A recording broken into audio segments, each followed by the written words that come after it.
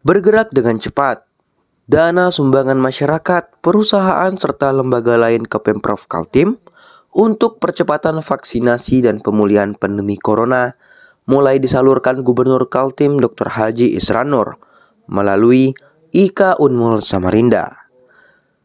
Sabtu 21 Agustus 2021, penyaluran pertama digulirkan ke Kota Bontang dengan 10.000 paket sembako dan sejumlah uang tunai.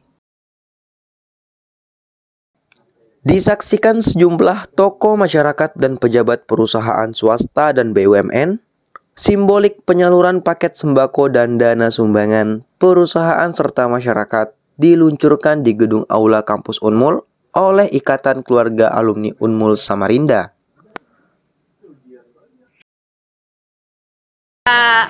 IKA Unmul peduli COVID, bahwa bantuan yang kami salurkan ini adalah bantuan dari masyarakat yang ditampung melalui Bank Kaltim Tara, kemudian kita bantukan juga ke masyarakat lagi. Juga ada dari beberapa perusahaan, kemudian dari alumni kita sendiri perorangan. Jadi begitu banyak kepedulian dari masyarakat yang menitipkan kepada kami. Sumbangan dana dan sembako yang disalurkan bersumber dari berbagai kalangan, di antaranya masyarakat, pengusaha, dan beberapa perusahaan, serta lembaga swasta maupun BUMN yang ada di Kalimantan Timur. Sumbangan ini disebut dari masyarakat untuk masyarakat kepada warga yang terdampak COVID-19.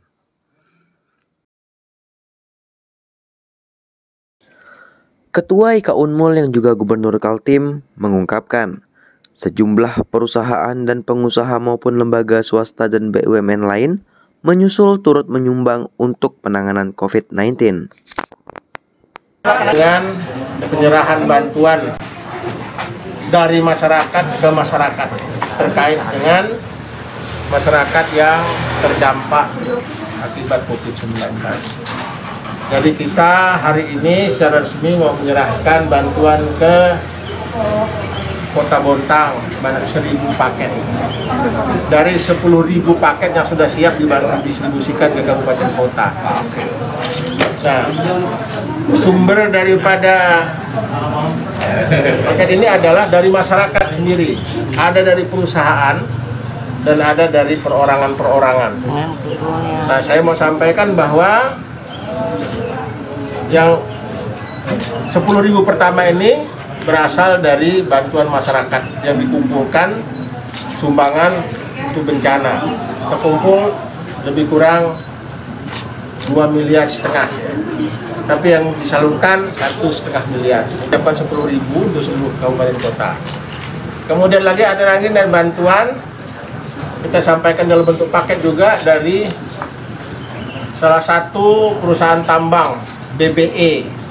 Itu 1,5 miliar untuk 10.000 paket. Nah, dari 3,5 miliar yang dia sumbangkan untuk Kalimantan Timur.